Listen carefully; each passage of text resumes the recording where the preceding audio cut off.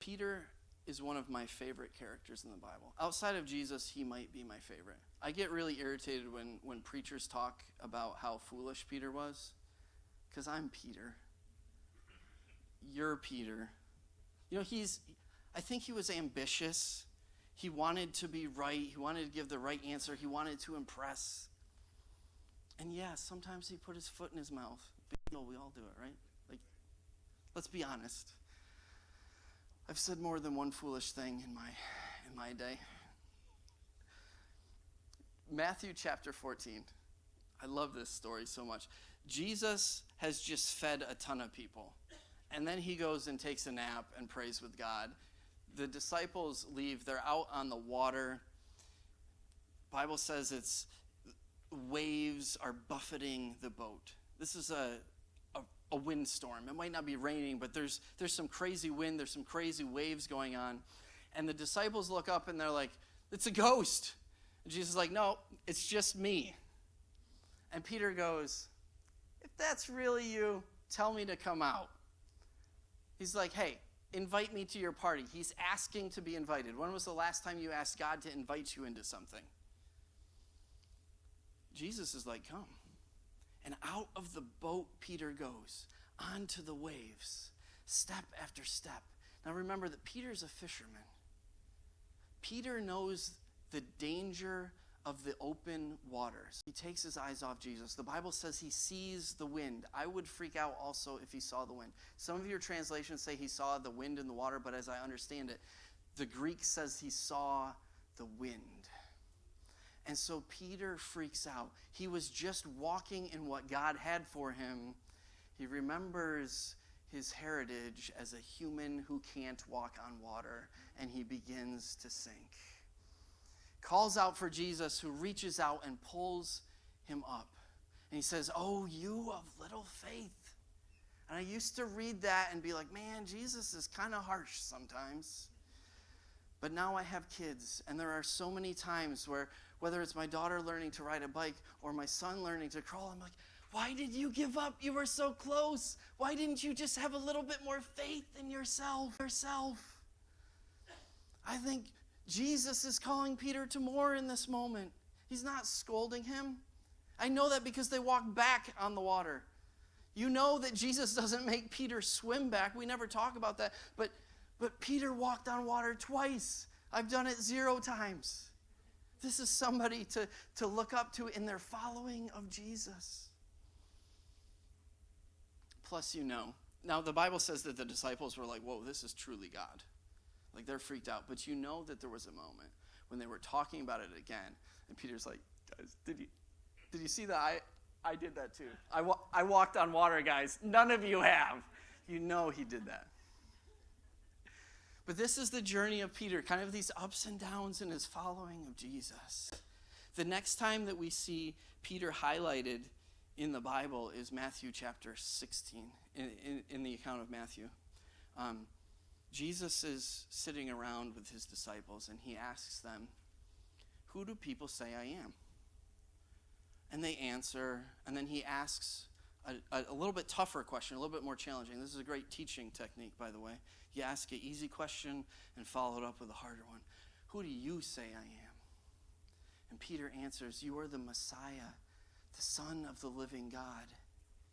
He had seen Jesus at work and understood. Even as he's understanding himself, he's understanding more and more who Jesus is. And Jesus says to him, blessed are you, Simon, son of John. For this was not revealed to you by flesh and blood, but by God. God himself has spoken to Peter. I will no longer call you Simon, but I will call you the rock. I will call you Peter. And on this rock I will build my church. The gates of Hades won't stand against it. I'm giving you the keys of the kingdom. Whatever you unlock on earth will be unlocked in heaven. Whatever you unlock, or whatever you lock on earth will be locked in heaven.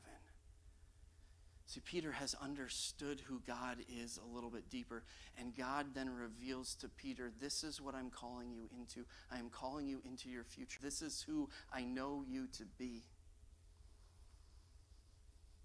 And that's what makes the story get a little bit more difficult. We know that Peter denies Jesus 3 times.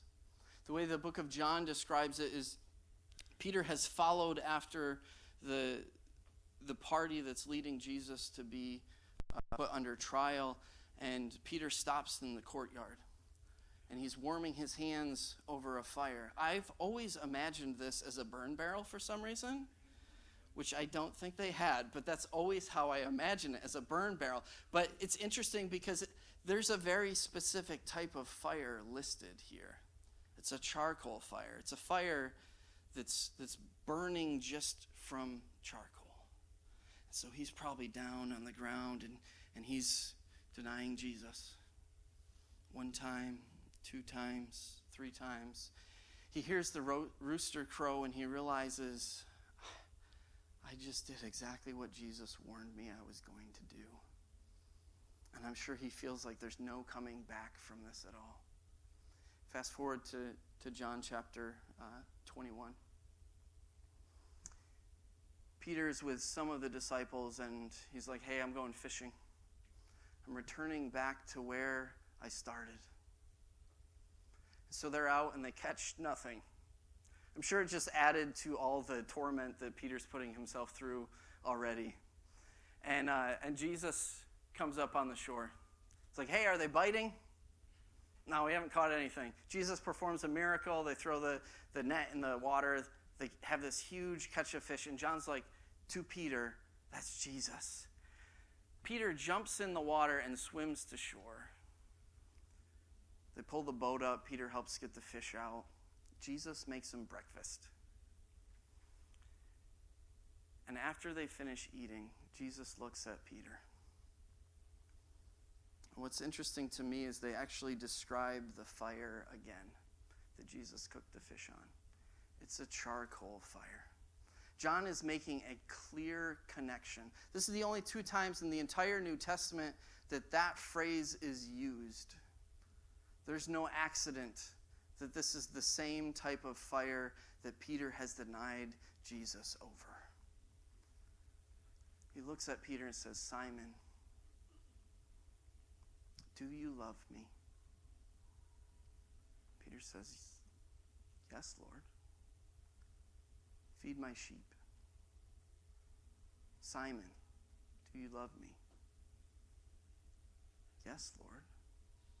Feed my sheep. A 3rd time, Simon, do you love me? Yes, Lord, you know all things. You know that I love you. Again, Jesus says, feed my sheep. Sometimes our encounters with God are incredibly painful because he's inviting us back to where we've fallen from. I'm sure it hurt Peter just as much to be called Simon by Jesus as it did to be reminded of what he had done. But it's like Jesus is looking at Peter and saying, Simon, this is who you used to be. Follow my way, feed my sheep, serve the church. After each time he calls him Simon, he is inviting him to serve, to return back to the person that Jesus knows him to be. Because God never sees us as who we were in the past. He doesn't even see you as how you are in the present. He knows, since he exists outside of time, he knows exactly who you are becoming and who he is calling you to become. And he calls you by that.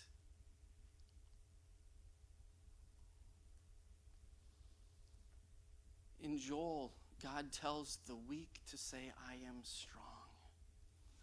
Not because they are strong, but because through him they can become strong.